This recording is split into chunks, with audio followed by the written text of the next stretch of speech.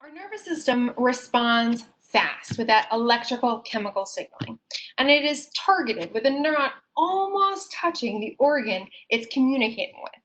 The endocrine system, on the other hand, acts slower over a longer distance. It involves the release of things called hormones, which are chemicals that circulate into your bloodstream. These chemicals then move throughout your body.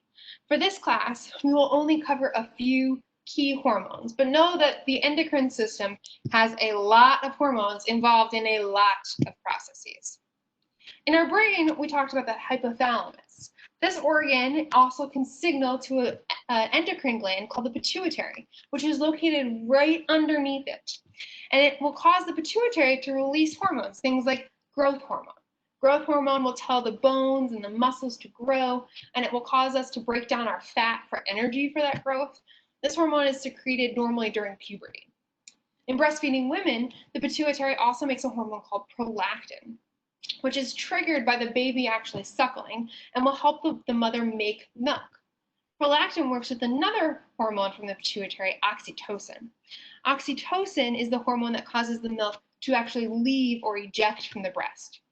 It's unique because oxytocin has a positive feedback loop. So as long as the baby is suckling, the mom will keep making more and more oxytocin and will cause more and more milk to eject. Oxytocin also helps the mama bond with her baby, and it's been shown to be released even from non-lactating women when they hold their newborn as a way of increasing and strengthening that mother-child bond.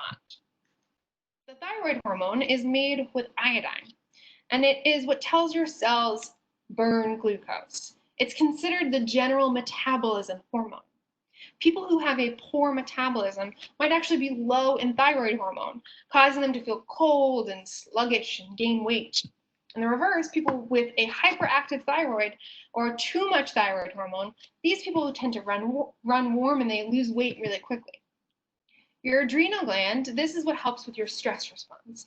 So in a short-term stress situation, your adrenal glands are actually activated by that sympathetic nervous system, that fight or flight response. And they'll release epinephrine, which helps get your body geared up for that attack. If the stress keeps going, however, your adrenal glands are going to make something called cortisol. And cortisol will actually increase your blood pressure and your blood sugar and will turn down your immune system, which is why you always get sick right around finals time. This is why you should work to decrease your stress levels. Too much stress, too much cortisol, havoc in the body. Finally, let's talk about the pancreas. The pancreas helps us regulate our blood sugar. When blood sugar falls, the pancreas is going to make something called glucagon, which will tell the liver to release the extra glucose that it had been storing into the blood, and this will bring our blood sugar levels back up.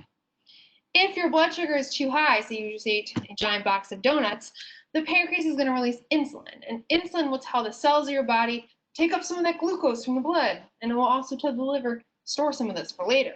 This will decrease your blood sugar. If the body stops responding to that insulin, however, this is a syndrome called type 2 diabetes. People with this condition actually need to modify their diet and their lifestyle to decrease their blood sugar, and they can also take certain medication that can help with their insulin processing. Some people are actually born with a condition where they just don't make enough insulin or any at all. This is called type 1 diabetes, and it's usually diagnosed when the person is a child. These kids actually usually need to have an insulin pump because the problem is with the insulin itself. So in this video, we covered the major hormones in the endocrine system, and which is our long-distance, long-term control system of our body.